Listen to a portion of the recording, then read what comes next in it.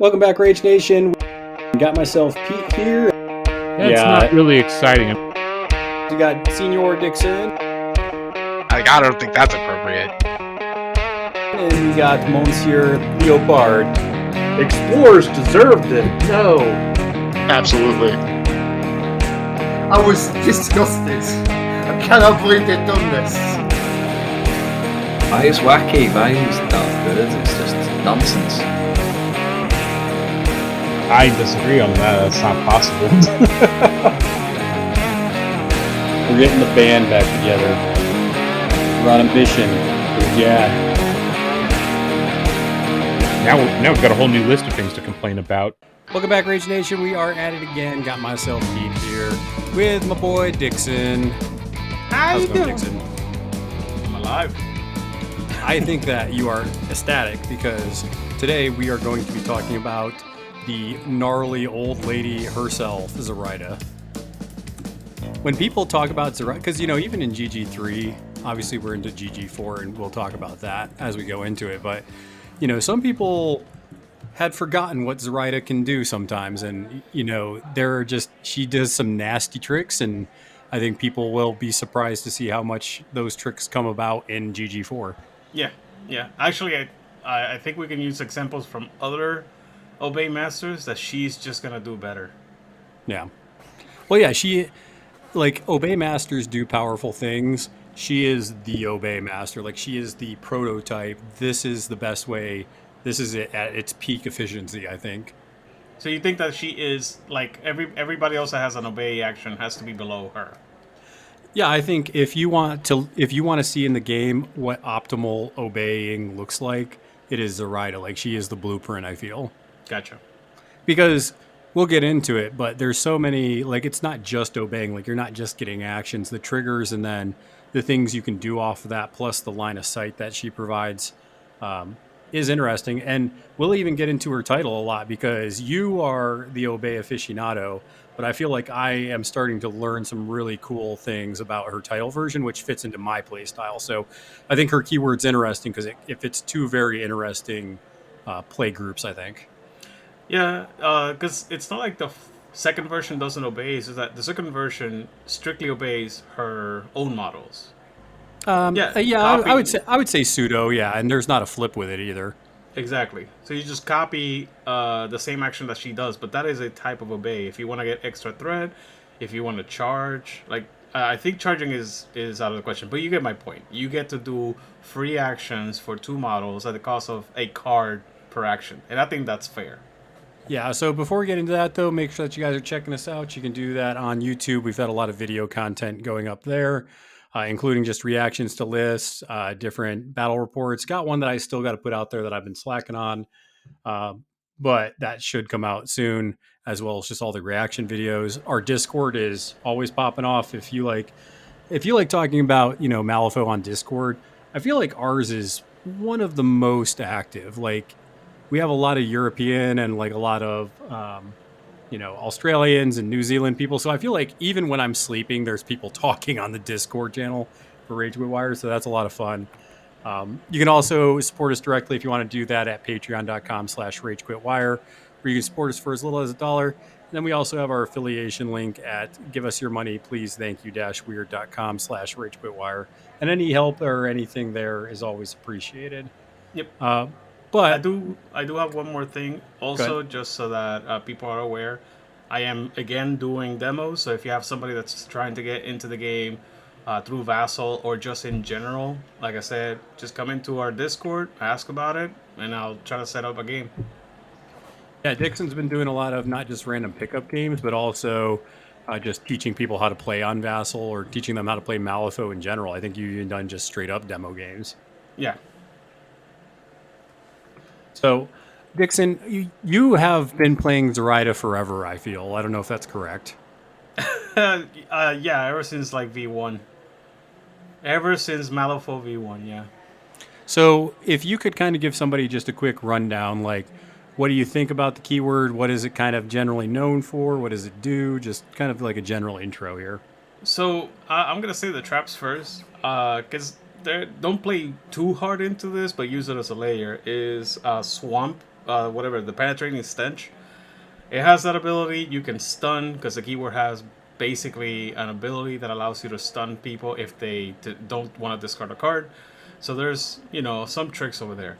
But what the keyword is really known for is basically ignoring terrain, ignoring the attack sequences, because you usually get free attacks through obey, and putting conditions and damage on models without their consent, basically.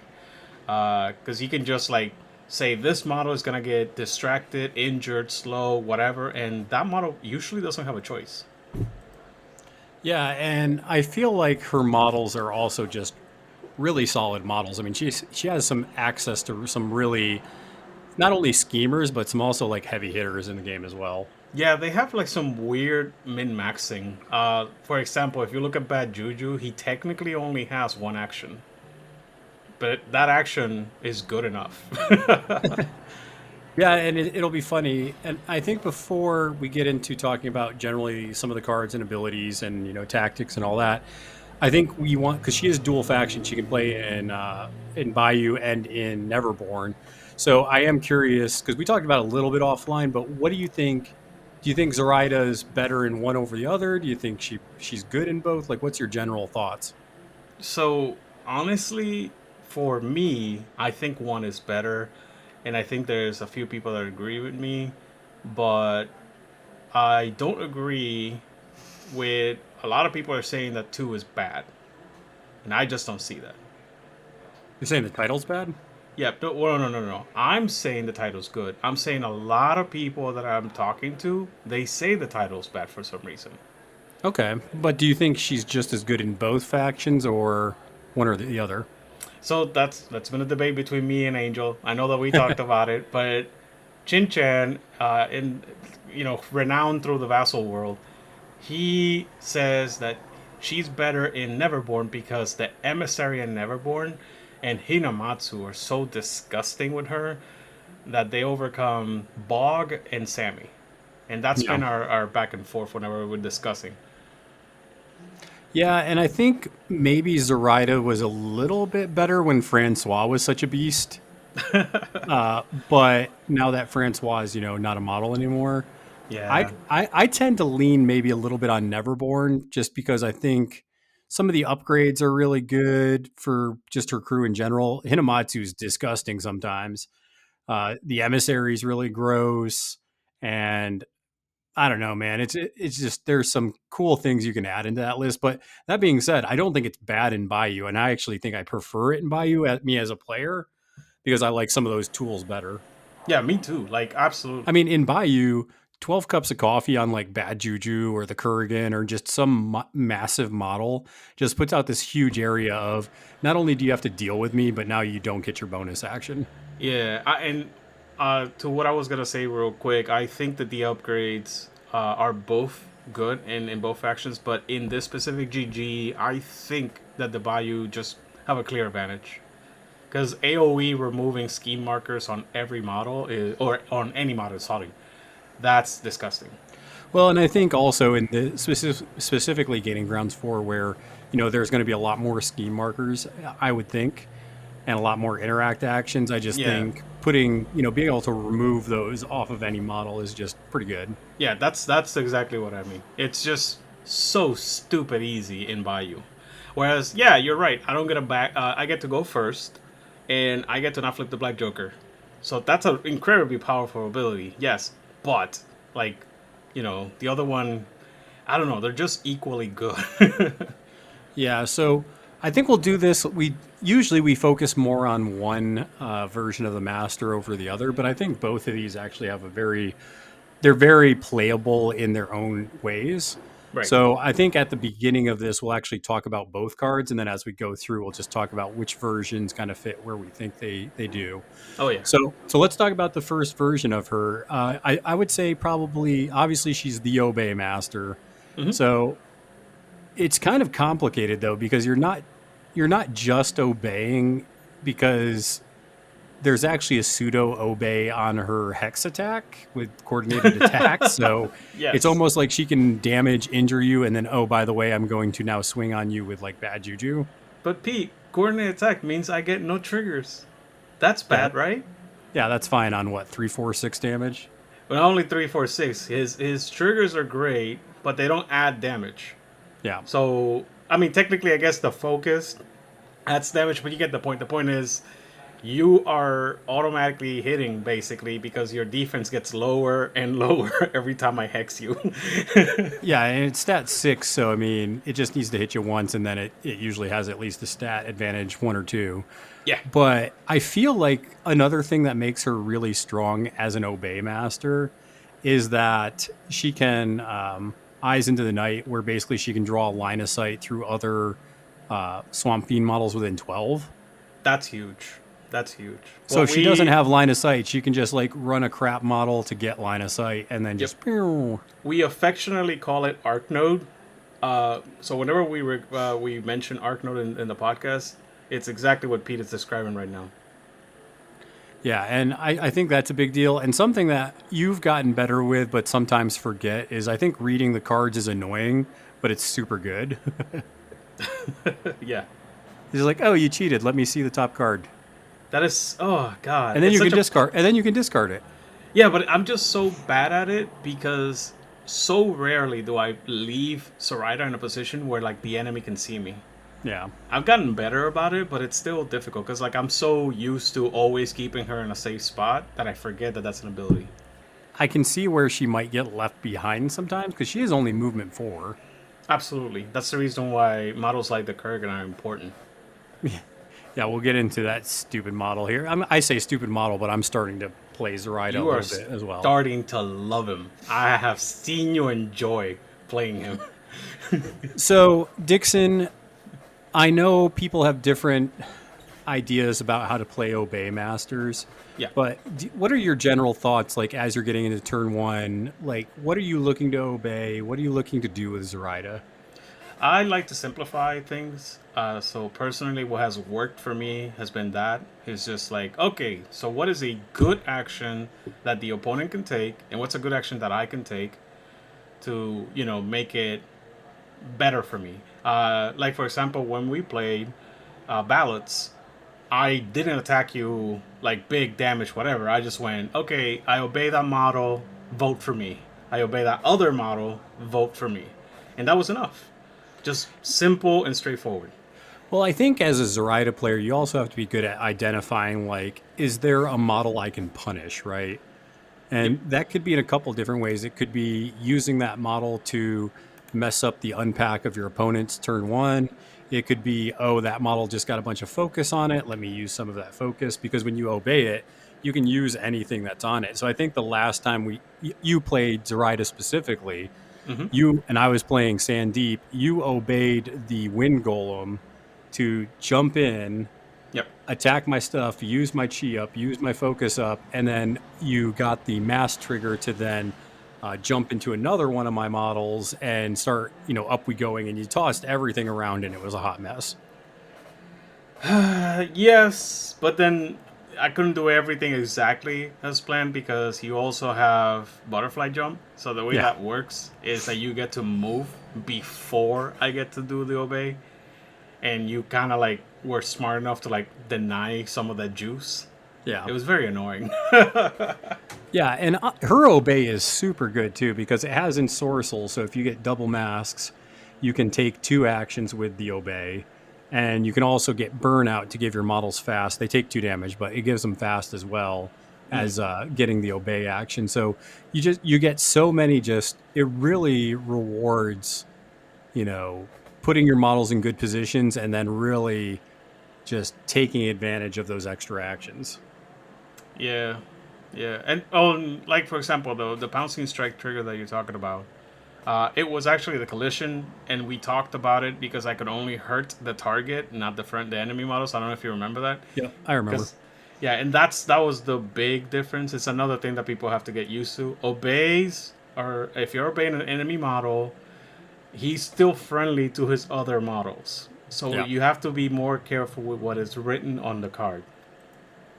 Yeah, you're talking. Sure. I'm pretty sure you're talking about the game that we played with me, Lucius, too. And obeying you with my lawyers at that time, right? Yeah. Yeah, for sure. Yeah, so I would say the other thing besides the obey and the hex, Mhm. and if the target, oh yeah, I forgot about that second. I don't think that comes up too much on the hex. That if they have the voodoo upgrade, you get to move the target 3 inches. Do you It get much does. use out of that? Yeah. It does, but it is so rare Yeah. that people don't like. For example, uh, if I hex your say metal golem and I give you the opportunity, hey, are you gonna discard the cards or the soul stones to not have the hex anymore? I've seen people that just go discard 2 soul stones. I am no longer hex, Yeah. or not hex. Wanga Mojo Curse. That's the name of the upgrade. So that's why it usually I try to put the Wanga Mojo Curse on a model that I'm going to then debuff, like you've seen with the Will-O-Wisp. Can you explain that? Because like I love that combo, but I you explain it much better. Yeah, I mean, so on the front of the card, she has the which ability? Oh, the Voodoo Effigy ability. So at the end of Zoraida's activation, you can discard a card to summon a Voodoo doll into base contact with her. So when the Voodoo doll comes out, it attaches the Wango combo upgrade, whatever it's called. And basically what happens is, it's called Wanga Mojo after this model summon attached the Voodoo upgrade. And what that upgrade basically says is that any condition the Voodoo doll gets, it gets to the target it basically attached itself to spiritually, if you will. So basically it goes, hey, I'm a mini Peacekeeper, or hey, I'm a mini your best model. And then what Dixon usually proceeds to do is attack it with basically stuff that puts conditions out. So it's like, oh no, I stunned my Voodoo doll. The Peacekeeper's now stunned. Oh no, I gave distracted. It's now distracted. Yep. So it's really good at just nerfing the crap out of probably your best model. Yep, and the best model to do this with is called the Will-O-Wisp, because he has an attack that automatically gives stun and distracted without any TN. Like he doesn't have to flip out And a no number. damage either. And no damage either. So he's doing this to the Voodoo doll without hurting it. And then if you have a crow, any crow will do, you also give it slow. So you give it stun, distracted +1, and slow. It's the best wombo combo with that 4-point model. Yeah, and it's definitely a good model. It's just because you don't start with the Voodoo doll, but you have to discard a card to get it. But it's worth it in a lot of cases where your opponent wants to come in and fight, and this just makes it where you can't fight. It's so resource intensive at that point that you might get one action. Yeah, you're down basically a beater. Yeah, but going back to Zoraida 1, I would say the last thing that I think is interesting to talk about is her Threads of Fate. Mm-hmm. Because this is such a mini game when you're playing against Zoraida that I think if you're not prepared for it, you're just going to rage quit because it's so infuriating. You have to be able to read your opponent. So there will be points where your opponent becomes good enough to lie to you and give you false information.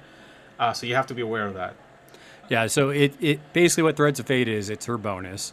And both players discard their entire control hand, and then they draw 6 cards. Yep. So, one, if you have Arcane Reservoir, that doesn't matter, man. You're still only drawing 6 cards with this bonus. Yeah. But also, it's kind of the reason why I say it's a mini game is because, when you're starting the turn, you look at your control hand and you're like, oh man, this is a sweet hand. And then you look and you're like, oh crap. If Zoraida goes first, I'm screwed because she's going to make me pitch my entire sweet hand. Yep, and this is one of those moments where Neverborn Zoraida has the advantage over Body Zoraida, because Ancient Pact gives her +1. Exactly. So usually you get 1 or 2 Ancient Pacts in a Zoraida crew if you're playing Neverborn, just so you can go first every turn. Yeah. So my rule of thumb is I usually don't stone for cards when I play against Zoraida, because I'm like, if I stone for cards and don't go first, that's a wasted stone and my hand. Mm-hmm. And then my second theory usually is I try to burn through my good cards, even if it's defensively, because I don't want my good cards to get wasted off that. So I'd rather use them quickly. And then if you don't use Threads of Fate because you're like, oh, he only has 2 cards left. Yep. Then to me, that's kind of a win, because I'm like, okay, Zoraida might still have good cards, but she's not getting new good cards. Exactly. And I used mine. Yeah, that's the trade-off. In my opinion, it's a big trade-off for the title, because the title version, you can go ham with your hand, activate her, and you'll go back to a full hand.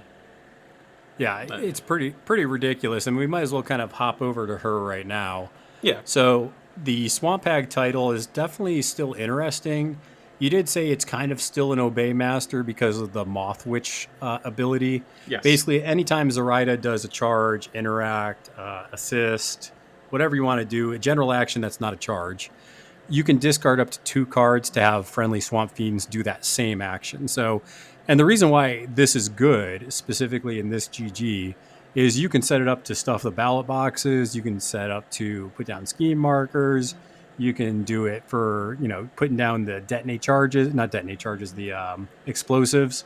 Yep. So it has a lot of playability. It's a little more setup, but it pays off if you're good at that setup. Let's go with something even more simple and straightforward. You can give +1 to all stats to say Bad Juju or First Mate, and then you just discard a card to take a walk action. So now you've increased their threat by an additional walk +1. Yeah, so Witch's Brew is her bonus, which basically she can, if she gets the masks, she can do it to 2 triggers, but it increases the target stats, all of them, by +1. So this includes the attack action stat. This includes their basic stats.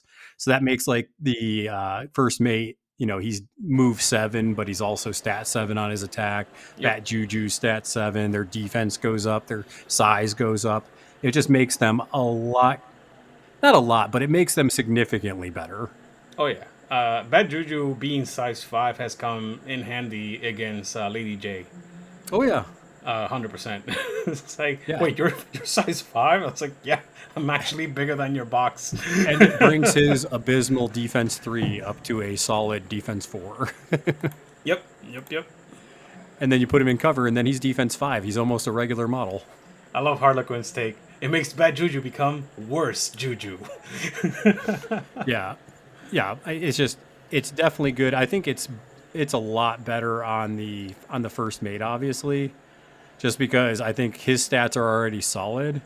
Yeah. But when he goes up to defense 6, willpower 6, move 7, stat 7 on his attack, I guess it makes it where your leap's stat 8. You only needed 2 for that to go off with a mask. And it's kind of interesting because you can play the bad model. I forget his name. The guy with the shotgun and the rifle and the gator. You can play him. Say again? Yeah, you're talking about McTavish. Exactly. So that guy, McTavish, he's bad. He's a really bad model. But with Zoraida 2, if you do that buff every turn, he actually becomes a decent model. Yeah. He's not great, but he's and some people like it. I think if you like his gun, like a stat 6 gun is definitely better than stat 5, so that's less bad. Savage Bite then is decently solid. It's stat 7 with puncture and execute, which once again isn't bad. Oh yeah. So he's 9 stones, so you're putting a little bit into it, but I don't know. I think if you're bringing McTavish, you're probably not. I don't know if you bring McTavish and Bad Juju because they're both pretty expensive. Correct. I'm not saying that you are going to bring McTavish all the time, but if you bring McTavish with Zoraida 2 with Hagatha, like I like to call her, it's not a bad choice. There's other choices that are better for things, but at that point you can actually use them effectively. Looking at her card, the things that stick out to me as I'm starting to kind of play her more is obviously the 2 we talked about. But she also has she can make it where the stun condition doesn't end on a model. That's right. So that's pretty good because you can just keep a model stunned and, that's good, right? Yep. And then I feel like the rest of it is a little mix of some activation control plus a lot of card draw and filtering. In our games, we have noticed that the activation control is probably the number 1 reason why she wins. Yeah, so I think if you're going to do well with Zoraida Swamp Hag, you want Seal Fate on her Lost Knowledge action to go off every turn. Yes. So you want to make sure that Seal Fate goes off. So basically what that does is you have to target a marker. You get to draw 2 cards, which, by itself, that seems good. Oh, yeah. But then Seal Fate, you just go choose any model on the board, don't need line of sight, doesn't matter range, that model's going next. Yep. So I've used that on turn 1 to be like, oh, hey, you're playing Nekoma 1. She can go ahead and go next before anything else is activated. And then she has no setup. She has no corpses. Yep. It's very. I remember you. This is the game that we played, and we said it on the podcast, the collect game, where I was completely out of position and I just couldn't do much. Yeah. Yeah, and then on top of that, you go into turn 2, which turn 2 is a pretty pivotal turn when it starts off, right? That's usually somebody's trying to take advantage of going first. They're trying to set the pace. And if you go, I'm going to go with Zoraida, I'm going to draw cards. I'm going to off the path to filter my hand and move models around. Then I'm going to seal fate for your totem to go. Oh, look, your little crappy totem, they're going. They can double walk or something. Like, they're not going to do anything useful. And now I'm going to go with one of my beaters that I Witch's Brood into, and now they have +1 stats. Yep. Also, if you somehow can fit in, what is it called? It's a companion ability. Either of the companion abilities, then you effectively get 3 activations. Because Zoraida did her thing. Yeah, so the other thing that she does is Lost Effigy. You can summon a puppet 4 cost or less on the tome trigger. If you do that on Lost Knowledge, you don't draw cards, though. I guess you can't have everything. But, oh, no. But this is where I think it gets a little tricky, because you want to try to recognize which puppets. You don't want to do that. I don't think you do that every turn. But you want to notice which puppets are going to be good in situations, right? So, for example, I summoned the last game, turn 1, I summoned a little Wicked Doll. And, that doesn't look overly impressive, but that thing ended up scoring me like 2 or 3 points, right, Dixon? Yeah, you got 2 VPs straight up out of a free 3-point model. Yeah, and it's just basically a free model that I got just for, doing that little action. Yeah. And we talked about it after the game, and you mentioned, I think it was the Lucky No, it was the Shadow Effigy. The Shadow Effigy, yep. What was your plan again? So I said that I should have summoned the Shadow Effigy a lot earlier, like turn 2 or 3, because I could have used that to get extra interacts to stuff the ballot and all this other stuff. So that was a mistake I made, where I was like, yeah, I should have recognized those extra interacts would have been good for me to get. Yeah, and it's in. I know that we've said it before in the podcast, but it bears repeating. The 10 Thunders Effigy can tell Zoraida to interact, and then if she hasn't used her once per turn Moth Witch, she can use it at that point. Yeah, which is good, because then you don't have to waste one of her APs during her turn to do that. Plus, I don't have enough games in with her crew yet, but I already know there's going to be instances where I don't want to interact with Zoraida till later in the turn, but I still want to activate her early. So I activate her, do all her stuff, but then the effigy that I have summoned can be like last activation, have Zoraida interact, and discard 2 cards to have 2 of her Swampfiends interact, and it gets you points. It's gonna win games. That is disgusting. We've seen it already multiple times. It's disgusting. Not only that, the model that the Shadow Effigy has interact. The Shadow Effigy, it says on the action that they can do that even if engaged. Oh my so I don't God. know if you caught onto that. No, I forgot about that. You're right. Yeah, so that's really good. yeah, it is. And then obviously draw or off the path to discard 2 cards and then draw 2 cards and then move 2, 3, or 4 inches on a model is just really good for helping your crew position. And the fact that it also drops a ski marker on a tome. Yeah, and honestly, Zoraida's crew also puts out a lot of concealing. There's a concealing trigger, Moth Swarm, that you put on a model. The Kurgan puts out concealment. The Shadow Effigy can put out concealing with its bonus action. So you can have little pockets of concealing to help cover your crew as well. Yeah. The Kurgan is a huge one, but I usually see the Kurgan stay within 3 inches of Zoraida, something like that. Yeah, and there's the 4 games I've had with Swamp Hag. Mm-hmm. It's just crazy how many cards you draw and filter with Zoraida. Like, I look at my hand and I'm like, well, this is kind of a crap hand. But then I'm like, well, I'm just going to go with Zoraida and like draw 4 cards and, off the path to filter. And then why not? She has Nefarious Pact to draw another card when she's done going. Yeah, 2 of her actions draw you cards. So at that point in time, and when she ends her activation, she has, a last card. So incidentally, unless you're like walking 3 times, you might just draw 3 cards by mistake. That's how stupid her card draw is. Yeah, and it's really solid, and it's kind of interesting because obviously she draws cards, but I think the challenging part with Zoraida Swamp Hag is figuring out how to win with her, and that's kind of what we're going to be talking about as we kind of go into this thing. Yep. So we already went over her puppet, which, I mean, it's going to, cause problems, but I think the only thing that it does of note is Jinx, but I think you've done Unexpected Connection a couple times. Unexpected Connection, I've done it for the tall game. That was like the very last time that I got to use it efficiently, because the wall had bulldoze, and you put a whole bunch of stuff in the middle. So I just bulldozed right through it. That's what it was. Yeah, and I mean, you're not going to do much with the voodoo doll. You're kind of like, maybe if I do a point or 2 of damage, that's fine. And then you end up killing yourself and like drawing a card once you feel like you got enough mileage out of the voodoo doll. Yeah, the most common course of action that I've seen people do with Zoraida, and this is another combo that people should be aware of at the very least, or if you're interested in playing Zoraida, the Widow Weaver gets to make puppets, or Vasilisa as well, but Widow Weaver is a henchman, so you can stone for the cards that you're missing. So what happens is, Zoraida activates, she makes a voodoo doll, then the Will-O-Wisp attacks the voodoo doll, nerfs the ever-living out of whatever model the voodoo doll is on, then the voodoo doll activates, clears all conditions, does whatever little thing it wants, kills himself, draws you a card, then you activate the Widow Weaver, and then the Widow Weaver makes a stitch together. Now, obviously, you're not doing this all in one succession. It's like you go, then your opponent goes, and so on and so forth. But that is the most obvious way to play Zoraida. So it's a good way to start.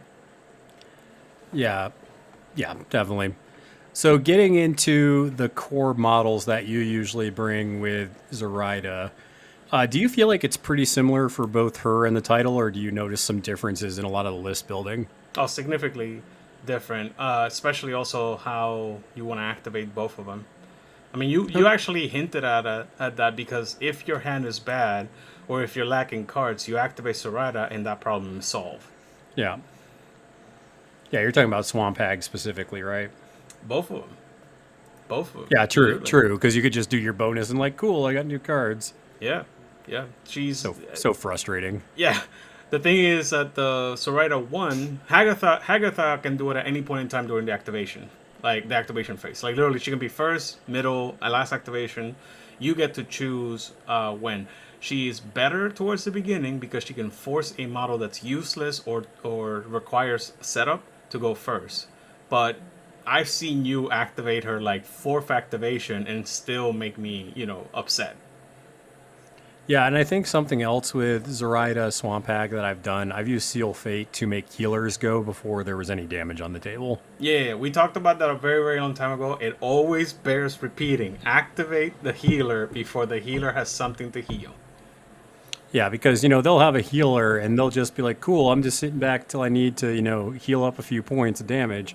But that's why you're just like, cool, man, go ahead and go with your hodgepodge emissary right now. Yep. Oh, that's the worst, because then he has no manipulative. He healed nothing. Like, it's just like, well, I'm going to run away.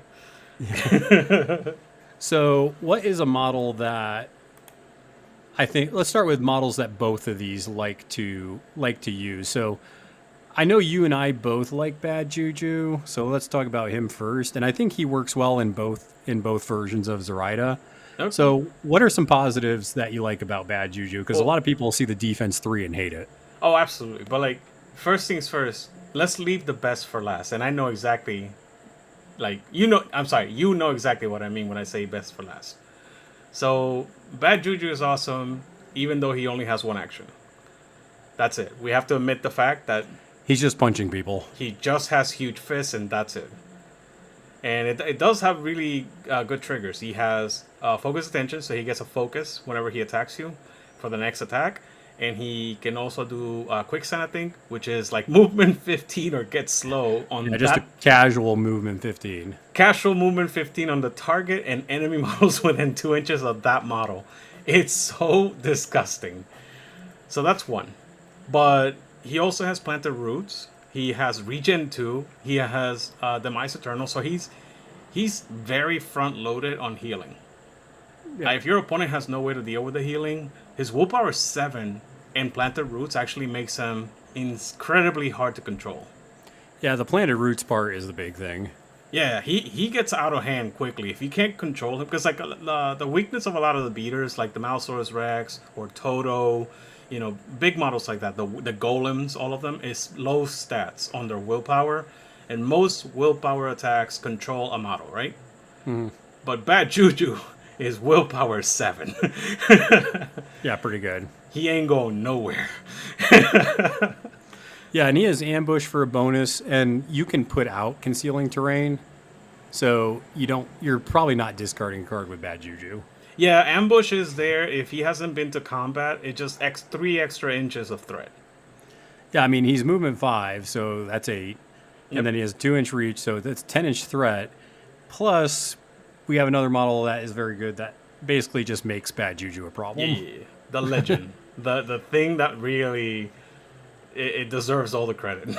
And I know 3, 4, 6 twice doesn't seem like a big deal. You're just like, yeah, that's good, but you get 2 swings, maybe you miss one. But that's why I think Zoraida 1 is really good, because you can get 4 attacks out of Bad Juju a turn. Yes. Actually, yes. you could get 5 if you... Well, no, it's still 4 because that would make him fast, but without ensorcel. Yeah, yeah. Also, you can get the enemy to you, so Bad Juju doesn't even have to position that much. Yeah. Yeah. Yeah, so you don't have to overextend them because you can just bring stuff to you. Correct. Okay. Yeah, so I've seen it before where you're playing Zoraida 1, you're putting injured on people, getting the coordinated attack trigger, Bad Juju slams in for 3 or 4 or 6 damage, and then you ensorcel Bad Juju, so now he's smacking the crap out of you again. Yep. So out of activation, Bad Juju's hitting you 3 times. Yeah. Yeah, it doesn't even take that much. It's like a 7. If you get a 7 of crows and you do 2 damage to him and give him fast, he activates and heals 2 to 3 health, and then he's just right back to normal. Yeah, and it's stat 6, so you're hitting models usually either equal to or below. So you're going to hit a lot of these and just do... I mean, even if you're doing min damage, hitting somebody 4 or 5, 6 times for min 3 is still really bad. Yeah, for sure. For your opponent. Not for Bad Juju. He's loving it. Yeah, so there's ways to counter that, though, obviously, with Zoraida 1. I think the Riot Breaker is probably the biggest thing to help stop the nonsense. Yes, and you have to go out of your way. As a Zoraida player, you have to go out of your way to kill that thing quickly. Yeah. Because there's very few models that say you can't do actions out of your own activation as a model. The Riot Breaker is one of them. Yep. So if you play against guilds, you have to be aware of that, because that can make it where you're just not getting that much out of Bad Juju. Yep. Yeah, there's only one other model that you have to really look towards. It's Kaya from 10 Thunders. Mm-hmm. But you rarely see her, but you have to be aware of her. Yeah, and I think also with Bad Juju, you have to be aware where Zoraida is putting him. Because if you see Bad Juju engaging a model and Zoraida hasn't activated yet, you have to realize you're in the danger zone and Dixon's laser is about to unload on you. Yeah, we coined that term a long time ago, but to describe it real quick, that's the combo with Hex that we were talking about in the beginning, where you Hex somebody with the trigger of a coordinated attack. You will spend a Soulstone if necessary, because this is how dangerous it is. Once you Hex it, Bad Juju is now effectively stat 7. And then the second Hex, you're now effectively stat 8, and so on and so forth. And then Bad Juju gets to activate, and it's just bad. Don't get hit by this. Yeah, and that's what I'm saying. It is, and you think oh, I'm okay. Zoraida's going to, jinx me, and then maybe she'll get an obey with Bad Juju. It's no, she's going to Hex you with coordinated attack. So then you're not just taking that damage, you're losing a defense. and Bad Juju swinging on you with no trigger. But then she's going to obey Bad Juju and Sorcel him to give him 2 more swings on you. And if she wants to, she can jinx you again. And once again, she's doing damage, jinxing you to put out injured. And then Bad Juju's getting 1 more swing on you with coordinated attack. Yeah. Hex is legit. Hex, by the way, when he says jinx, that's what he means is Hex. Yeah, I meant Hex, yeah. Yeah, it's the same thing. Yeah, and it's gross because not only are you doing damage with Zoraida and injured, you're probably getting about 3 or 4 swings with Bad Juju. So that's pretty good. Oh yeah. And again, he's very hard to control. Once if you don't have any anti-heal, if you have no way to deal with the demise, it doesn't matter if he's defense 3. Like, there's so many ways to make your life hard. Yeah, you really, if you don't have a way to get around the demise or the heal, you really have to soak either a really heavy hitting model, like a straight up killer into him, or you have to just put a crap ton of AP into him. Yep. And I even told you when we played the other day, I was like, did Bad Juju really do that much? And you were like, well, yeah, he took a Toto. A Toto had to go at him the whole game almost. Yes, my master, Ototo, and 1 more model literally were on him since turn 1. Yeah. He eventually died. And Black Joker almost ruined the entire thing. I don't know if you remember that. Yeah, and we were even saying, well, if I would have stunned a Toto, Bad Juju probably wouldn't have died at all. Yeah, that's true. That's absolutely true. So, yeah, Bad Juju's a solid model. I don't think he's bad. I think people look at the defense 3 and kind of flip out about it. But I think if he wasn't defense 3, it would be ridiculous. Yeah, he'd be busted. Now, as far as Zoraida 2, the Swamp Hag, I think it's a lot of using him as a screen. Yeah. So kind of being I feel like the second version of Zoraida interacts more and I feel like she can fight, but I feel like she's better at probably scheming and strategies like stuff the ballot and stuff. Yep. Because she's more efficient with AP and more efficient with just kind of sculpting the hand to kind of just get profit somehow. And honestly, I've been thinking about it since you mentioned McTavish for Bad Juju, and I think Hagatha trading those 2 models is not terrible. You're right. Yeah, because the games that I've played, Bad Juju has, Bad Juju killed some models, some squishier ones, some Scheme Runners. Mm-hmm. He's kind of made a couple of masters kind of pee their pants a little bit. like you played the Obey Misaki. Yep. And I just threw Bad Juju in your face, and you're like, well, then. Yeah, no, I needed to have a 13 in hand to be able to obey him. I was like, this is not easy. Yeah, because he's willpower 7. If I put the thing on him, he's willpower 8, yes. Which is brew. Yeah, so, oof. Oh my god. You didn't get to do that before I obeyed him. Oh, that's so good. That would have been bad. You saw the danger lights, and you were like, oh, okay, I need to do something. Yeah, and I stone and prevented 6 damage throughout the game and healed her back up. Yeah, Juju did his job. But, like you said, you probably could swap him out for some other Swampfiend. Like what is it called? The Swamp Mother? The Silhouette Mom?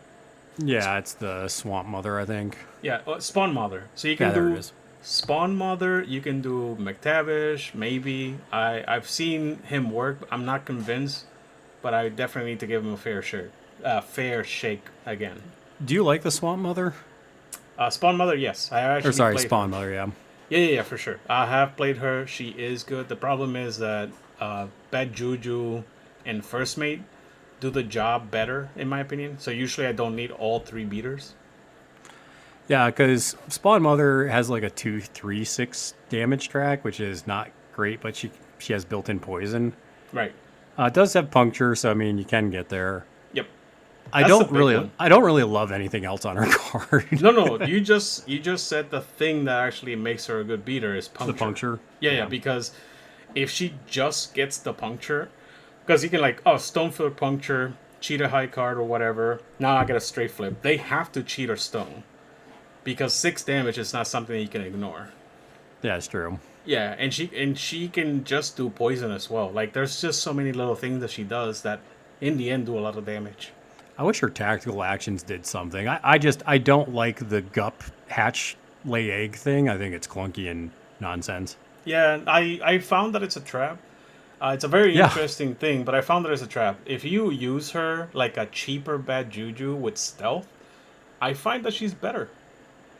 Yeah, stealth isn't terrible. Yep, that's it. Yeah, and maybe I'll have to maybe actually buy this model and try it. I've only played her like once, and I was like, meh. Yeah, no, she has like one thing against her, which is like she doesn't ignore severe, but the fact that she has stealth is actually pretty huge. Yeah, so I think there's two other models that both versions of Zoraida like. Hmm. I think the first mate's just good. Yes, 100%. Like, he's a schemer, he's a beater. He ended up almost one-shotting Desper when we played on Tuesday. And we have verified that the strategy that we mentioned about having a beater schemer, we said Mei Fang as an example, but First Mate is a perfect example. You send him out to hunt down a scheme runner and do schemes at the same time. Yeah, basically I pushed him off to run with a Silurid. Yep. And I saw you kind of positioning towards the Silurid that was kind of by himself. Yep, that's So I just sent him to basically counter whatever Yeah. you're going to do over there. I sent you a Desper Loro and a Torokage and one more model, and First Mate and one Silurid took care of all of that. 1 second. Yep. Sorry. No, you're good. Yeah, so I mean, he has a good leap that you can get an attack with a ram. His anchor's 2-3-5, but you can get crit strike in there. He's a henchman, so you can get +2 if you really need it. How's pouncing strike, so you can get squishier stuff. Giving out slow is fine, but you don't get that one quite as often, but it's still good when you do. And then he has stealth. He's move 6. You get to draw a card. He has butterfly jump. So it's just really good stuff. Yep. And Freeload actually gets a lot of use now. Yeah, it gets more use for sure. So annoying. Yeah, and then I think the silent MVP helping to just unpack this crew and get it where it needs to is the friggin' Kurgan for both versions. The legendary Bush. So, shifting Earth is annoying.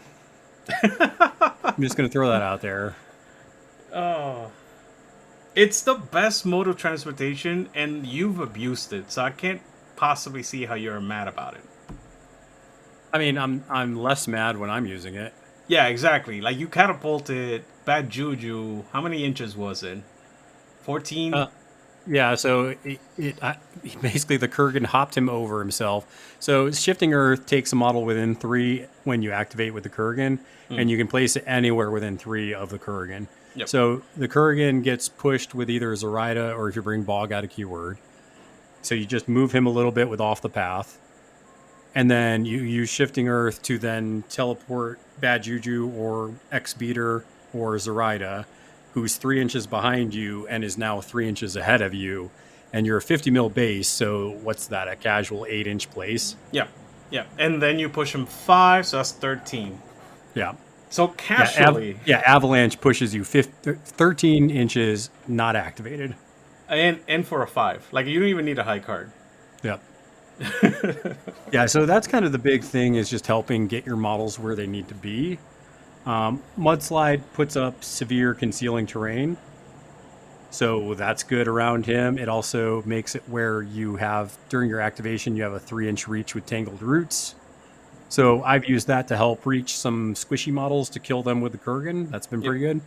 You can, when you obey him, also, it's not during his activation, it's just whenever he does his melee attack. Yep. Oh, okay, that's good. Yeah. So, and then I think the other thing I've seen you really do with him that can be pretty gross is I've seen you heave some models into some very provocative situations. Yeah, I oftentimes rescue my own models too, doing the same thing. Whenever you hit one of your models for any ram, you can just heave one of your models. You can heave 3 inches from Kurgan. So you can put up the mudslide, charge X model, hit them with a ram, and then place them 3 inches from the Kurgan. So that's, again, an 8-inch displacement. Yeah. For 2 damage. That's Yeah, not I've bad. seen the Kurgan take, like, for example, I've seen him take the Riot Breaker and throw the Riot Breaker at Bad Juju to then have Bad Juju kill it. Yes. Yeah. Like I literally charged in the middle of your. I lost the Kurgan, by the way, that game. It was Yeah. like turn 2, so I traded an 8-point model for a 7-point model, but I felt that won me the game. Yeah, and that's the thing. Like the Kurgan, if you aren't ready for the Kurgan, because Swampfiend doesn't have a ton of armor, but if you don't have a way to deal with armor too, the Kurgan's pretty hard to put down. Oh yeah. Oh, absolutely. Because it's 8 hit points, armor 2. If you can ignore armor, the Kurgan just dies. Yeah, he also like randomly has concealment because reasons. He's really good. Yeah. So definitely those are the models that I think both versions of Zoraida like. And I think anything else is kind of just like what you prefer, what's good for the mission.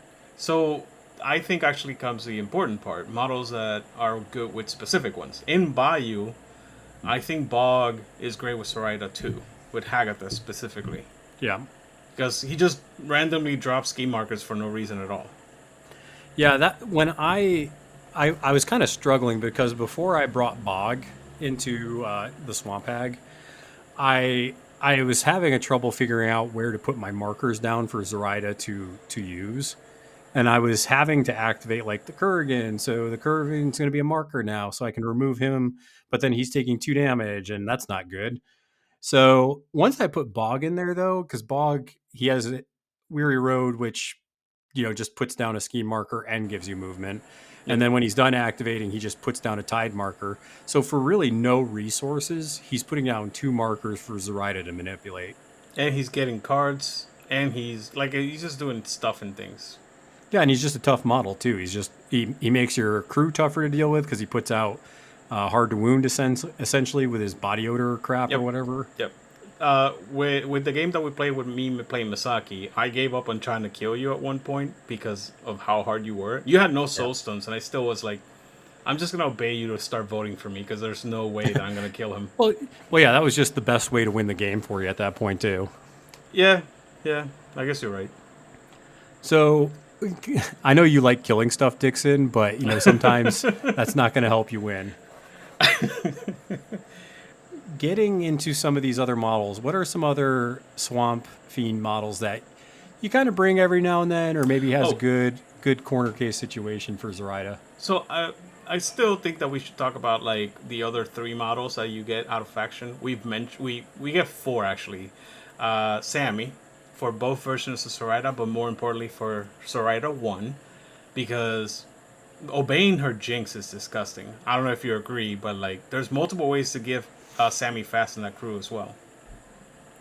Yeah, I think that I think when you don't want to deal with a model because you just want to get it off the table, you'll just try to jinx and get the glimpse of the void trigger to go off. Yes, because it basically becomes willpower 15.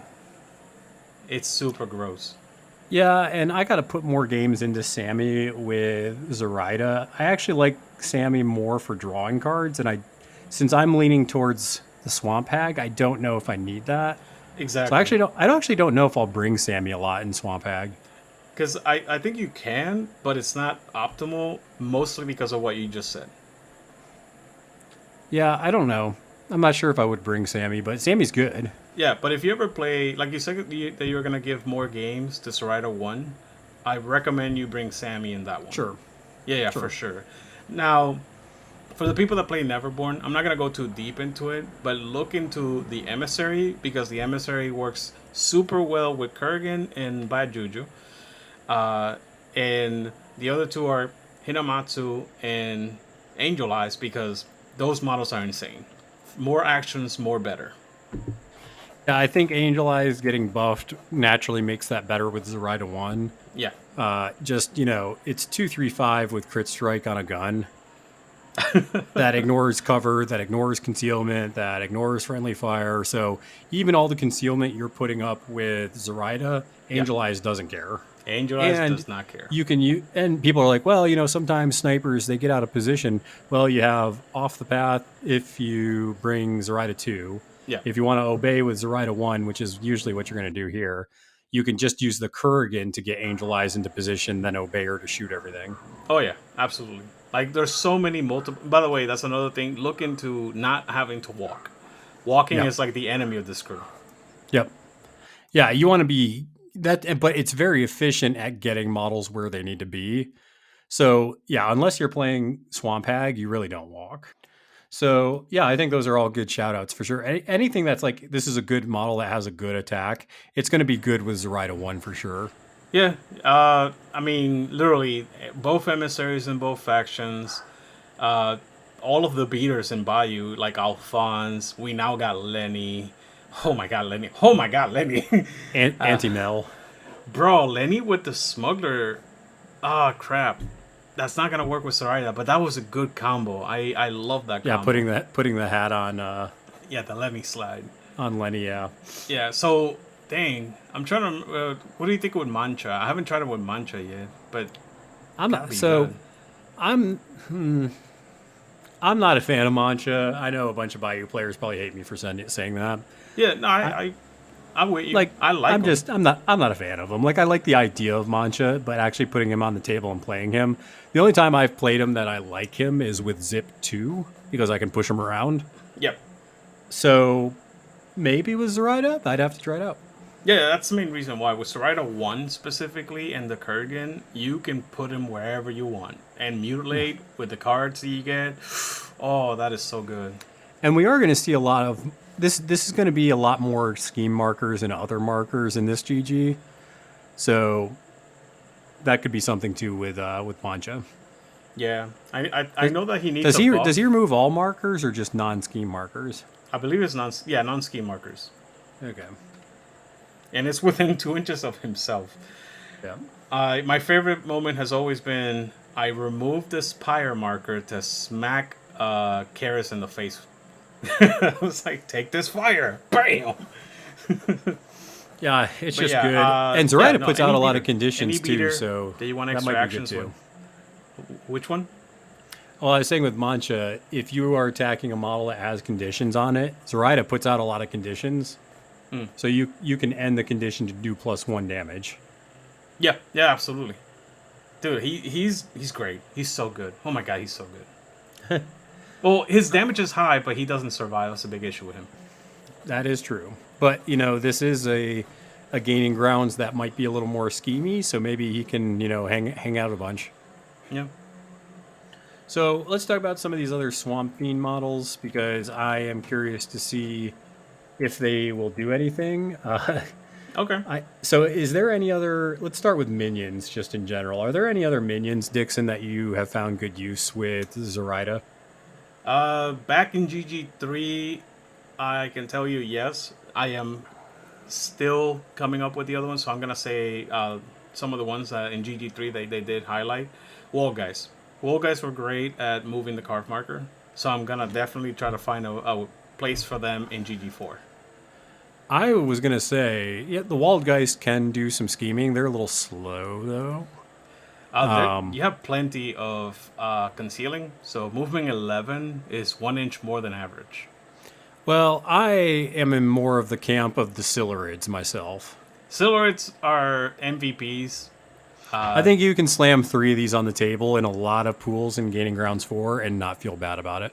Yeah. It's not going to be optimized all the time, but you only have 1, and that 1 still got you 1 point. It died, and it still gave you a BP. See, that's exactly what I'm saying. It's like Harlequin in the chat knows. He's like, Silurids. Just period. That's just it. Silurids. Yeah. Yeah, you have 4 Silurids because you have 3, and then you have the first mate. Yeah, I'm not in the camp like you and Jesse, because you and Jesse love to, 3 models of this. Let's do it. I don't usually, but I played a game with the Swamp Hag with 3 Silurids, and it was pretty good. Oh yeah. Because I scored outflank with no problem. Yeah. I was gonna say you probably can do the same thing with Gups, but I feel that Gups are terrible. What does a Gup even do? Let me look at this card. It has leap and movement 4 and stealth. But it's not a suited leap. It's not a suited leap, so you need the mask. It only needs a 3 of mask, maybe. Oh, these things, they're not insignificant. I thought they were. No, they're mindless, though. So that's why I was like, why do you want to summon these? What's the point? Yeah, just bring, just hire 3 of them. So 9 stones. They only move 4. I wish they were faster. Dude, me too. What do they even do? So they're 1, 2, 3 damage. Yeah. And adulthood, beast only after killing. Yeah, dude, they're they grow up into a Silurid. Okay. Yeah, they're wicked dolls that can turn into a Silurid if they get lucky. Hmm. Yeah, because you need first off, you need a suit. And then you need to kill the model. I'm just saying, you gotta get lucky. So here's the thing, Dixon. What's up? My local game store has that box with the spawn mother and the gups. I think I'm gonna buy it. Just to play just so I can slam 3 gups on the table and the spawn mother. Bro, you should do that in your... Because I know you're playing a lot of like newer players, so it gets you some practice with them, and they get a chance. All right, what is... Let's go back. I'm going to see... Hold on, let's go back to the spawn mother real quick. I want to see what this... So she has to summon a gups into base contact with any friendly egg marker in play, then remove the friendly egg with base contact from the gups. So I got a 4 to put the stupid gups down, and then I need a 6 of rams to summon a gup. I'm telling you, man, it's a trap. Don't do it. It's a trap. Yeah, I know. This is the same thing that I'm sure all spawn mother, like people that are like questioning playing her, they're like, well, I don't know, I could get some gups down and that might be good. And it's like, I don't think it is. No, it's good. It's good maybe turn 1 or maybe turn 4, but it's not great. The reason is... What do you think about just hiring 3 gups? Just spend 9 stones and get 3 gups. I'm not against 1, mostly because I played, like I said, Wicked Dolls, and I know Wicked Dolls are great. So that's it. That's the only reason why I wouldn't be against getting 1. I don't think I would like summoning these. Like you said, maybe turn 1. Mm-hmm. But I do think hiring 1 gup might not be bad. Dude, if in you this, can make in them this, work. in GG4, I mean, obviously a Wicked Doll is better. Because it's faster. I think that's the only... And they have that... I think their, was it Creep Along or whatever they have is better than this Unsuited Leap. Yeah. Okay, that's kind of funny. All right, moving on to actual... These are pipe dreams. We're going to make them work someday, though. Yeah, that's exactly what I was thinking. All right, so... I don't know about you. Obviously, Silurids are good. You don't mind the old Waltgeist. Right. Obviously, I think the Will-O-Wisp is better with Zoraida 1. Just because you... Actually, it is fine with Zoraida 2 as well, because you can still summon the Voodoo Doll. It's not efficient or optimized, but it's not a bad pick. Yeah, because you have to essentially get the trigger, and then you have to, instead of doing another puppet, you do the Voodoo Doll. Yes. And you have to hire a Will-O-Wisp. I think Will-O-Wisps were better last GG, because the 2-inch reach was very good for Covert. They're just as good in raids, and they're fairly good in ballads. Okay. Because they're 4 points, they're significant, and they fly. And they also have, what's the word here? The concealing movement, ambush. There you go. Yep. Yeah, so they're still not a bad model. They're weird looking models. Like, I don't know what they're supposed to be. Yep. Like these undead, like, they're not undead, but they almost look like undead, like fat pixies. Yeah. Honestly, the only losers in the keyword as far as minions are Gators and Bokurs, because Gators are only good when summoned by Bog, and Bokurs are just bad in this GG. Yeah, you can, instead of bringing them to heal, it's like you might as well just bring like Bow Fishpocker. Exactly. I mean, you're paying 2 more points, I think, or is it only 1? It's 2 out of keyword. Yeah, it's very sad, because like you would rather pay 2 more stones for a model that's gonna do other stuff. Yep. Sorry. I agree. And then I just have to ask you one more thing, Dixon. Where do you ever use the Adza model? Double Masters if you're playing Neverborn, because you can get Marcus. And it's actually a good model. Is it? At that oh, point, crap. yes. It's move 7. It is. That's the main reason why. Because like you start giving it buffs, and all of a sudden it gets out of hand real fast. That's interesting. I hadn't thought about that. It's the but same yeah, with the... I was going to say move 8 with the wings from Marcus would be pretty good. Yeah, move 9 if you're playing Hagatha. Yeah, it gets out of hand real fast. Same as the Malifaux Rex. Like Cam will tell you that in our game, it just went way out of control. Okay, well that's good to know. Yeah, and I will tell people, if you see a will-o-wisp on the table, it is worth going out of your way to try and kill that thing. Yeah. Because it will neuter your stats with the stupid voodoo doll. Yep. So, all right. Let's kind of get into some of just the generalities of it. We got some of the models. We did some pipe dreaming and some, I have a dream type stuff with the Pigapult and some gups. But let's talk about Gaining Grounds 4. We have these 4 strats, Dixon. Yeah. If I wanted to, do you think Zoraida with her title and her original version, are they good enough to play in Gaining Grounds 4 just solo if you wanted to? Yeah, absolutely. They're great generalist masters. And they haven't lost. Actually, they gained power. Yeah. How do you think they gain power? Ballots is now completely online for them. 1 second, sorry. Yeah, and that's specifically because Zoraida can obey your opponent to stuff the ballot for your crew. So you can be like, cool, go ahead and throw, 2 votes in for the old Zoraida to become president of your club. So that's good. The other ones, the plant explosives and why can't I think of the other interact one?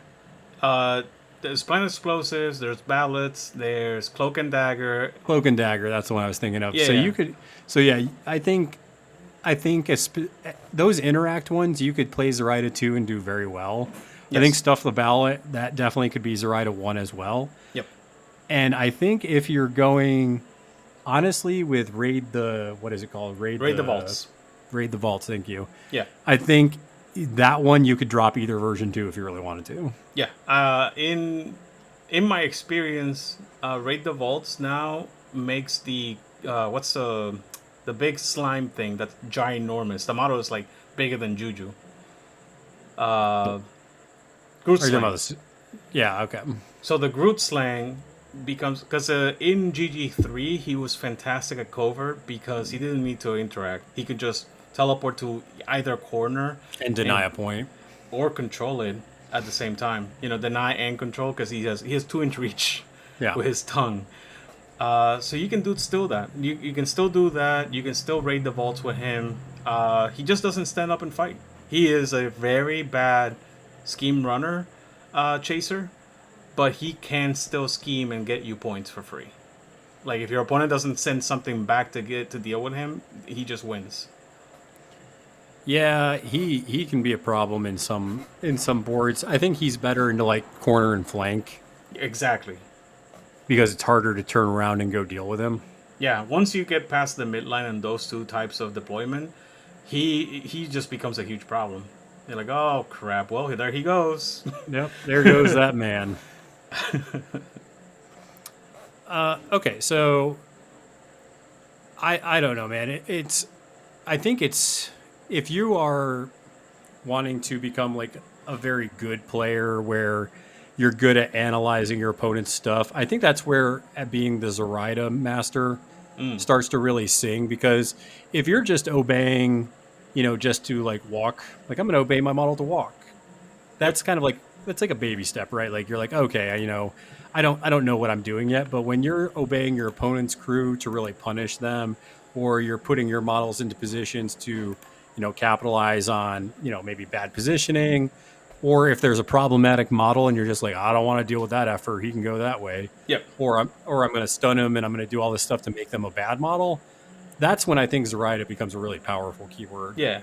If you don't need to win attrition, she is disgusting. In Neverborn, she gets the added bonus that she can put in models like Thune, or the most commonly used tactic with Widow Weaver, like I said, and finally Candy, which if you played against Candy, that seems like putting yourself in a being locked inside a bathroom with a Wolverine. That's how it feels like sometimes.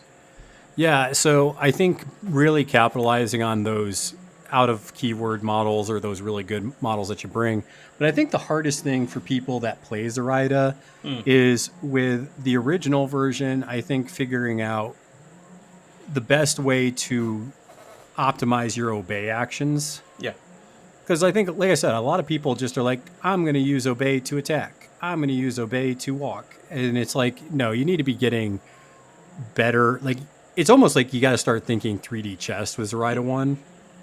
Like I've even seen you obey a model to give it burnout, and this is one of my models, and you're just doing that purely to do 2 damage to kill it on the trigger for burnout. Yeah. Like that's what I'm saying. Like with Zoraida, you got to start thinking that level of, okay, how can I use this card to, manipulate the board so I can, win the day. There is, famously in the podcast we mentioned that it took me in M3E, it took me 30 games before I felt comfortable with Zoraida. Yeah, That's how complicated her decision tree becomes in M3E. So I wouldn't be shocked. Some people get her fast, some people are talented like that, but like it might take you longer, might take you about the same as me. Yeah, and I think with Zoraida 2, the thing that's going to take you probably the longest to figure out is how to best use Seal Fate against your opponent. That's huge. Because if you go, I'm going to make that model activate, and if your opponent's okay with that, you're using that trigger wrong. Like, you want to have them activate something that they do not want to activate right now. Yep, that they groan. Physically be like, oh. Well, that was like turn 1 that we played on Tuesday. Turn 1, I was like, cool, I activate Zoraida, and I didn't even use my pass tokens because I wanted to activate early so I could make you go with a model early. Yeah, yep. So I literally activated Zoraida, and I said, cool, I want to see where Desper's going. And that was so huge, because you're right. Like, if you let me do that till end turn, I'll be like, this model that you have is now out of position, and I'm just going to steal Soulstones. Yeah, and exactly. He did not let me do that. That being said, there's, like, many tricks. You can start looking around, like the combo that we talked about it. Try to, like, rewind that part about the Widow Weaver. That's a great way to start. I really recommend it. If you're playing Bayou, pick up Bog, summon a Gator, and try to see how much you can do with the Gator. Like, that's how silly this becomes. Yeah, I don't usually summon the Gator with Bog, but in Zoraida, because it's a Swampfiend model, I think it fits very well with what you're doing. Yeah. And I think it is worth summoning in most games with Zoraida. Well, I'm talking about, like, if you're a casual gamer, you don't have to be a tournament player to enjoy Zoraida. Oh, no. So, like, you're right. On tournament play, I believe the Gator can become a trap. But as a casual gamer, just summon it, see what you can do with it, and how it interacts with Zoraida. And honestly, I feel like I think if you're a newer player, the title's probably better to start with. You think so? Yeah, just because, I mean, I think just maybe not. There's a little bit more positioning maybe with the title. I like that the title draws a lot of cards in a more simplified way. Maybe that's what you were thinking? That's what I was thinking, but you have to have markers down, and some newer players aren't comfortable with, like, oh, how do I get markers out, or do I do this? And yeah. So I can see possibly that, but I think you're right, because you could just obey your stuff to, like, I'm going to charge. Yep, I'm going to see through the eyes of that Gator and make it so that you can't get back into the deployment zone. Yeah, that being said, like, if you start out with Zoraida, you'll have a lot of growth. Like, you will keep finding stuff, 30, 40, 50 games into this crew that you hadn't done before. Yeah. And be aware of any attacks that says enemy only. Yeah. So we did talk about some of the countering with, like, the Riot Breakers. Is there anything else you see playing Zoraida, Dixon, that are good counters or tough models that you find difficult to deal with? So we said the Riot Breaker, and we said Kaya from 10 Thunders, which is the cat, the Sayuri cat, because they counter the actions outside of activation for your models. The Emissary from Guild also has that same ability. And then you have, like, random things, like, for example, if you're playing, if you know that they're gonna play Bad Juju, you can bring models like the Hang. You can bring Jorogumo, anything that says no healing for you. Like the Emissary in whatchamacallit, in Resurrectionist becomes a good model.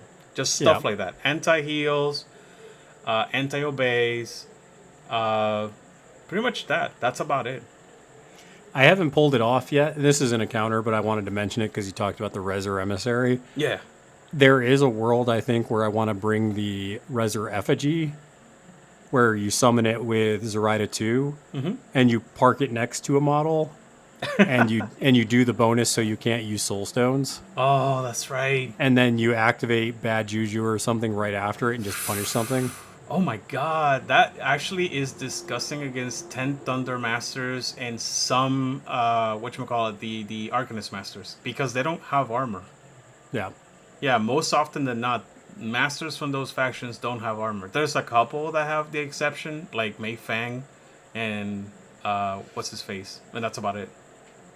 Yeah, but another thing I was going to say against Zoraida specifically, the obey one, is if Zoraida is obeying your models to hit your own models, don't forget that you can relent because they're friendly models. Yes. So if you take, let's just say I'm playing Sandeep, right? And you obey my metal golem to smack Bonasuva, I can be like, cool, I'm going to relent with Bonasuva, so you're going to hit, but you're going to be at a double negative for damage. Yes, and more than likely get 3 damage. Unless you're afraid of the triggers, you're fine relenting.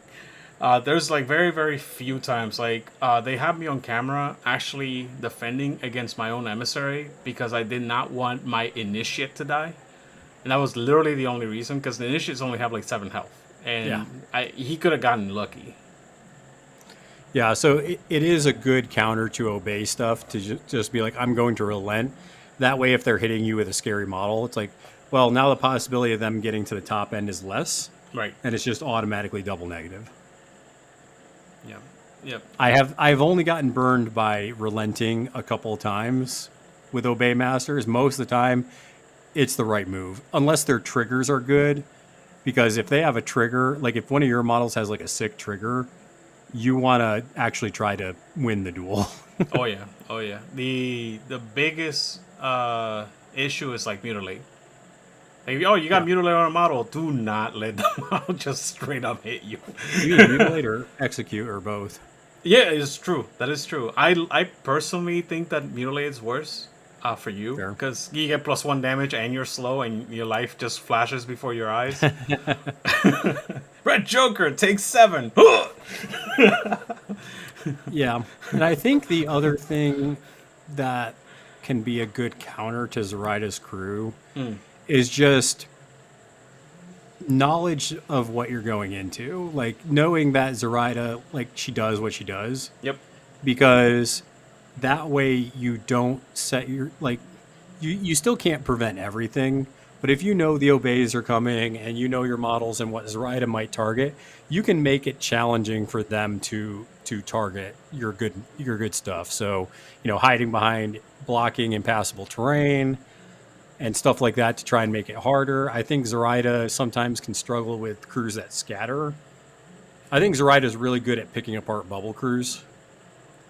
I think sometimes the crews that scatter she can struggle a little bit with. I'm actually wondering. I think more sacrifice, like Oni, are a problem. Because I found when I bubbled up against your Zoraida specifically, Dixon, you have enough knowledge in the game where you're like, oh, I'm going to, obey your stuff and pull this part of the bubble apart, and now I'm going to come in and kill you. If you can bury, like Terra is a problem, I want to say Oni is a problem, and I want to say Misaki, like models like Misaki specifically. So those are the 3 ones that I'd be like, watch out for these. Yeah. Yeah, mostly because of what I said earlier with the anti-heal. A random Jorogumo can actually ruin your day. I was going to ask you, Dixon, so thinking of some of like the scariest models in the game damage-wise, have you had an opportunity to like play against Outcast or Von Schill? Absolutely. And like punch people with like Hannah or Eric? Yeah. Oh yeah. One of my favorite, because like the thing is that Eric, they'll relent and whatever, but Red Jokers happen. Oh, yeah. And my favorite was, I don't know if it was you, but I hit somebody with Eric, and Eric double negative into a Red Joker, and he had the buff that does +1 damage, so he did 8 damage to Hannah. And it was just gorgeous. And Eric does have puncture, so he can get around some of that. Yeah, just little things like that. You know what I mean? Like, it's just like, holy crap. But that was the one thing that I remember. He had the +1 damage, and I hit him with the Red Joker on Hannah. Also, if Zoraida is trying to obey your model and you have focus on that model, use it defensively in the duel, because if you lose, Zoraida is going to steal your focus. Yes, do not. If you have any good conditions like that, use them. If you're a rider, prepare to lose all your fate tokens. I'm going to use all my fate tokens. Oh, that sucks. What does it say? You guys mentioned a lot of models have low willpower. The average willpower is 5. I don't consider it to be low. The fact is that she has a high attack. So I don't consider that most people have low willpower. Oh, you're talking about in her keyword. Yeah. Almost everything in the keyword is like willpower 5 or 4. Like willpower stupid beast. Yeah, dude. Except for Bad Juju, which is really good because he's like uncontrollable. I mean, and if you're playing in Bayou, your stuff usually has lower willpower anyways. Yeah, you just learn how to live with that. Yeah, you kind of make your peace with it. You're just like, yep, if this is a willpower duel, I'm probably losing. Yep. Try not to make it into a fight. Literally just start running away. I don't know, what's that saying that you have, Dixon? Your body's willing or your mind's not, something like that? No, I usually say, is the juice worth the squeeze?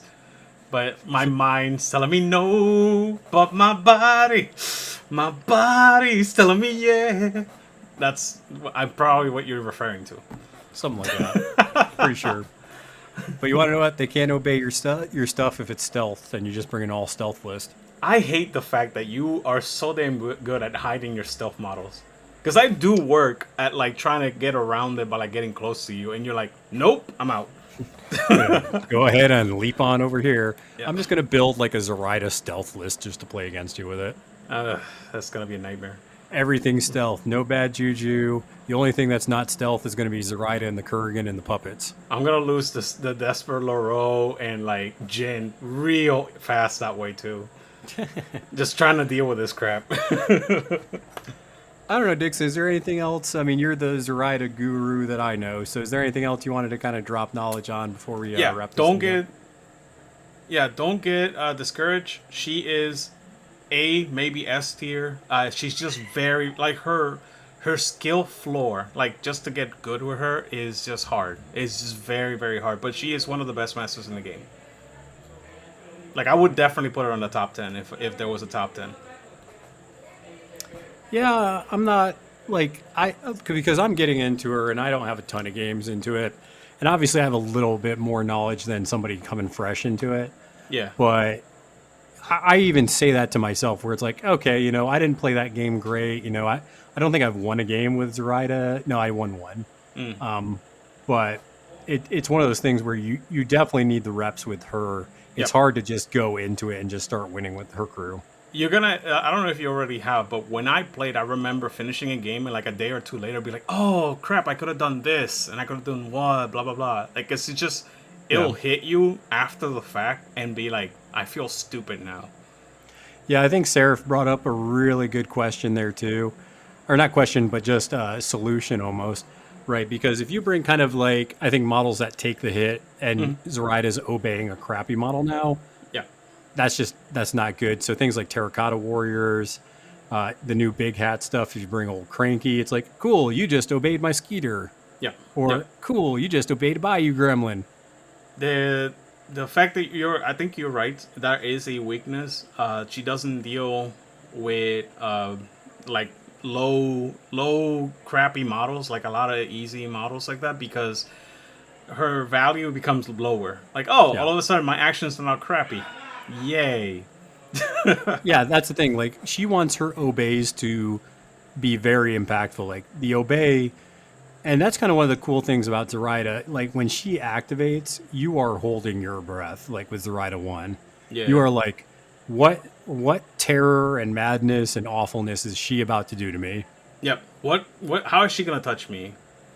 Like, oh, crap. Oh, yeah. I mean, great point in the chat. Zoraida loves elite crews. Yeah. Like, if you have a disgusting beater, Zoraida's like, cool, now that's my disgusting beater. Yeah. She's like, in that case, is like, in that specific instance, she is like Pandora, but better. Because Pandora wants you to have better attacks for her to steal. Whereas Zoraida can move the model and use the attack at the same time. So it's well, like double not only whammy. that, I've also seen you with Zoraida 1. You know, take my disgusting beater. Let's just say this time you take, I don't know, let's just call it Lenny. Alphonse. Oh, Alphonse and Lenny, yeah. Yeah, so let's just say, oh, I'm going to obey Lenny. Okay, Lenny's going to charge into this fire. Yep. Lenny is going to swing on your own model. And you can't take the hit on that because it's a friendly model. Yep. And now Alphonse or Lenny is on fire, you know, twice because they did the action and the charge. They're out of position and they probably kill the model. Yep. And if you got the trigger for shove aside, then you get another push, which also triggers the fire again, and then you get a free attack. Oh yeah, how about obeying a Corfy duet? charge through your friendly models, attack something. It doesn't do. That's actually because it has to be enemy. Yeah, you're right. Yeah, like it's not a good example. You can still charge through to put it out of position though. You can take a Porphy and just double obey her literally 12 inches away, and that's good enough. That's true. That's also the thing. Sometimes just putting a model, 12 inches away from its crew, yep, is good enough. In a bramble of hazardous terrain too. Like I've done that many times. I mean, I've done that with you with tosses, right? Where I've just like, cool, I'm sending your models 10 inches away. Yep. You did that to literally Hinamatsu on the last time that we played. Yeah, I did it to Shenlong too, in Cursed in that Houston tournament, where I was like, cool, I'm going to toss you into my deployment zone. See you later. Sometimes displacing a model is better than, like, punching doing damage, yeah. Yeah, because, like, if you kill the model, it's better, clearly. But sometimes the math is just not in your favor. Yeah, sometimes it's just like, you want to know what? Just go away. I don't want to look at you. Yeah, so Swampfiend's great. I think if you want a good challenge and have a really high ceiling with Zoraida, I think that is that's a good crew for you to kind of stretch into. You can, if you're a newer player, you can start with Zoraida. Just know that you're going to need a lot of games because you're learning the game. But Zoraida's strength really comes in knowing your opponent, right? It's like, okay, how can I take advantage of my opponent's models and my own? So you're kind of playing both sides of the board at that point. I don't know if you agree with that, Dixon. I know, I agree. I was thinking, but yeah, I agree with you. I'm going to check Longshanks really quick because I'm interested actually on her like win rate. Yeah, now you got me.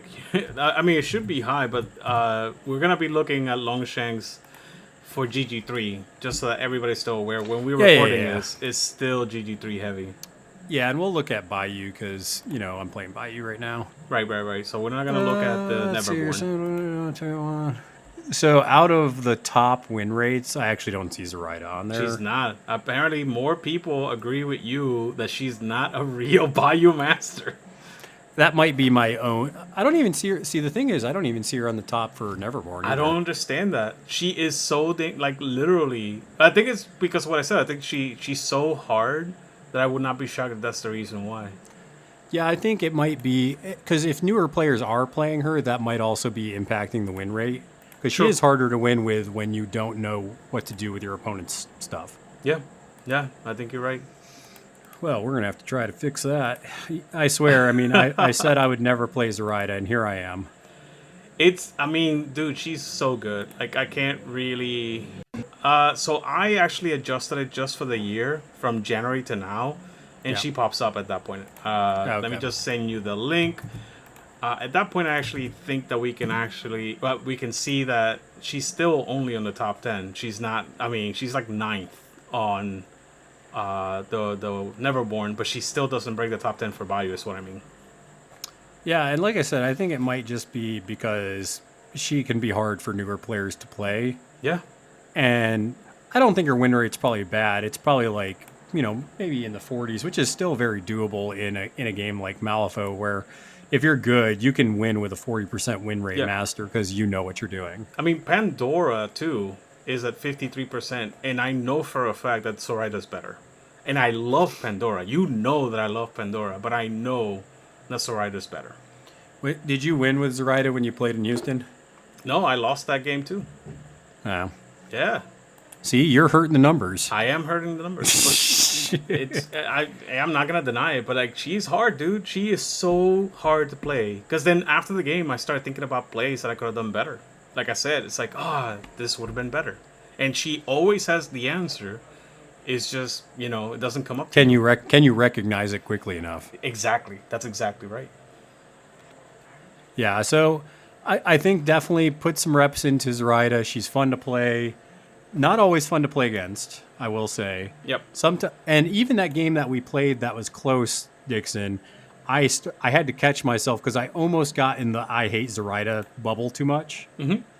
Like you did something where you moved my own model and then you heaved it. You moved Bad Juju specifically. Yep. And then you obeyed Bad Juju. Not Bad Juju. You obeyed the Kurgan to then heave it behind the Kurgan. And I was just sitting there like, this is why I hate Obey Masters. Like, you have a plan and they just F with it and it just sucks. Yeah, because it's completely... Again, after the game, I've had so many of those, like, realizations. Whereas, like, I played Titania and Pandora more than I played Zoraida. And I have finished games where, like, if my master had done X, I wouldn't have been able to win. But I've had complete opposite with Zoraida, where it's like, oh, I could have just done this and made it easier on me, and I probably would have won. Yeah, so like I said, I'm mostly interested in the title, but talking with you, I definitely will drop some games with the original and just kind of see what I feel like about it. But I do think it's tough, though, because even though I like Zoraida 2 because of her efficiency, it's tough for me because I think the Clampids and Bayou are going to be good. I think Zip's going to be amazing in this GG. Okay. I think Zip's going to run Rickshaw over a lot of people. And I'm feeling pretty good about that. Yeah. I mean, for the long chance thing, for Lone Star for next year, I might just solo Zoraida just because I know that she's good, but looking at the statistics makes me very sad. We got to fix this. Yeah. And I still take that she's not a Bayou Master, but... a lot of people agree with you. To be fair, I have Dixon Swampfiend models, so that's probably the only reason I'm playing her. Bro, I don't think I would actually buy her. You say that, but she's fun. You're having fun. The game that we played. I'll never publicly admit it. You will never. All right. All right. Well, I think we'll go ahead and end it there, though. Definitely try her out. Just give your opponent a heads up if you're wanting. Like if this is a friendly game, like I'm playing, and I should have done this when I played on Monday, but I was a savage and didn't. Try to give newer players specifically a heads up if you're playing Zoraida, just because newer players aren't necessarily aware of the shenanigans. So it can feel bad when you're playing with their models to kill them. Yep. So give them a heads up. Be like, hey, by the way, look out for this. It's good. So I think until next time, though, make sure that you guys are flipping cards, flipping tables, and we will see you